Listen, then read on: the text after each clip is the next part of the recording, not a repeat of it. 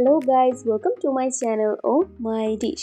আজকে আপনাদের জন্য নিয়ে এসেছি মজাদার ডেজার্ট মালাই জর্দার রেসিপি। শুক্রবার মানেই মজার মজার খাবার আর দাওয়াত, আর দাওয়াতের সাথে একটা যদি মজাদার ডেজার্ট না হয় তাহলে কি করে হয়। তাহলে চলুন আজকে আর দেরি না করে সম্পূর্ণ মালাই জর্দার রেসিপিটি দেখে নিই। প্রথমে একটি হাঁড়িতে পানি নিয়ে নিয়েছি, পানির মধ্যে দিয়ে দিচ্ছি মালটার খোসাগুলো, এক টুকরো দালচিনি, 5টা লবঙ্গ, 3টা এলাচ আর একটু ফ্রুট কালার দিয়ে নিয়েছি।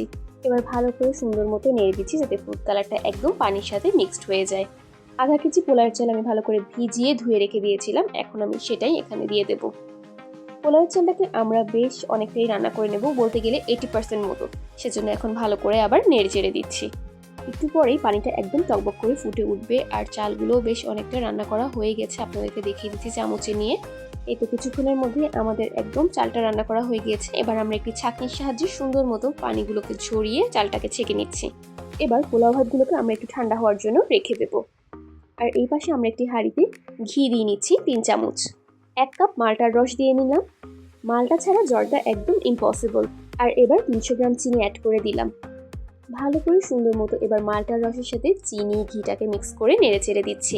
একটু পর চিনিগুলো গলে গেলে টকবক করে ফুটে ওঠার পর আমরা রেডি করে রাখা পোলাও ভাতগুলো দিয়ে দিলাম।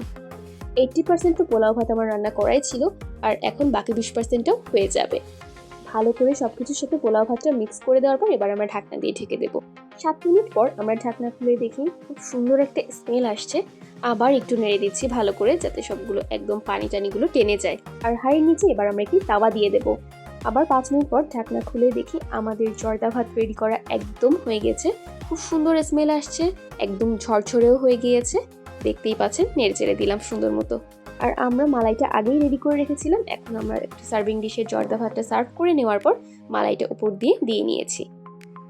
কাজু বাদাম কুচি করে কেটে রেখেছিলাম, সেগুলোই দিয়ে দিচ্ছি এখন।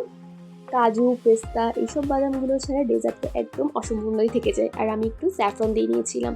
আর সবার শেষে দিয়ে দিচ্ছি বেবি সুইটগুলোকে। এই বেবি সুইটগুলোর রেসিপি কিন্তু দেওয়া আছে, আপনারা অবশ্যই দেখে নেবেন।